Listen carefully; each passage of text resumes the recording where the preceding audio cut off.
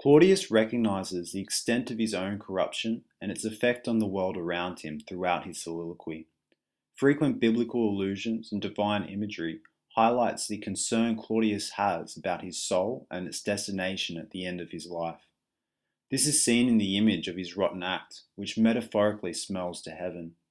His corruption is such that it has filled the world of Denmark with its stench and now is reaching the heavens. You might consider the way that this motif has been developed throughout the play in other references to rottenness.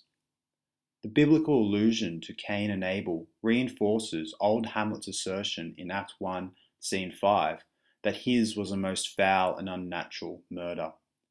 Despite this recognition of guilt, though, Claudius shifts throughout the soliloquy between repentance and chasing his own ambitions. This is perhaps most clearly presented in this excerpt through the personification of his stronger guilt, which is at war with his strong intent to seek absolution for his crimes.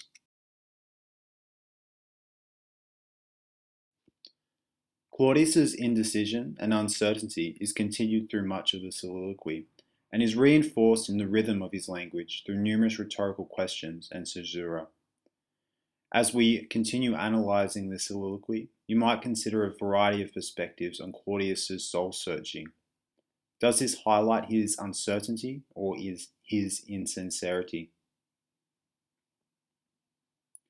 In this section, Claudius sees the power and purpose of prayer and realizes his need for a great mercy to meet the rotten visage of his offense. His ability to seek absolution, however, is impinged on by his continued sinful nature. The allusion to a cursed hand evokes Matthew 5:30 and suggests that Claudius seeks absolution without any sacrifice himself. This biblical passage uses a similar image of a man's hand leading him to sin. Matthew 5:30 highlights the need for individuals to cut themselves off from the influence of sin, something Claudius is not capable of. In this passage, we learn it is better for you to lose one part of your body than for your whole body to go into hell. Claudius's attachment to his sin is reinforced through his listing of the things closest to his heart: his crown, his ambition, and his queen.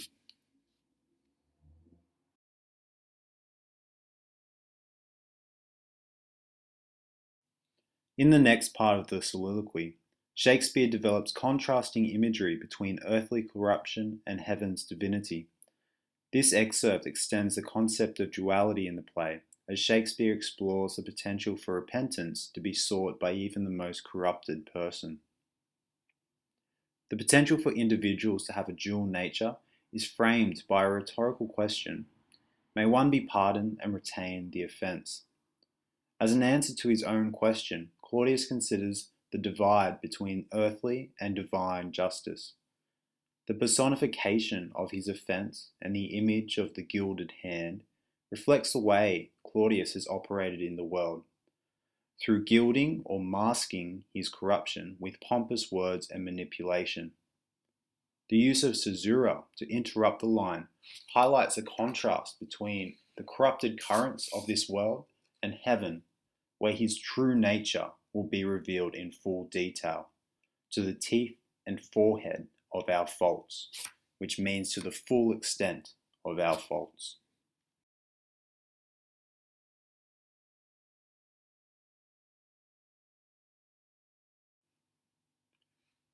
The exclamatory statements that follow this recognition reflect Claudius's distress at his own corruption. His final hope is that his soul might be purified, even if his body is totally corrupted. The metaphor of his limed soul struggling to be free highlights his need for divine intervention, as his own actions only engage his soul further in the corruption of this world. Finally, at the end of the soliloquy, Claudius acts by submitting himself to divine intervention, despite his recognition that he does this insincerely. The contrasting imagery between hearts with strings of steel and the image of the soft sinews of the newborn babe highlight the extent to which Claudius must transform to be forgiven. Should this unlikely transformation occur, he concludes all may be well.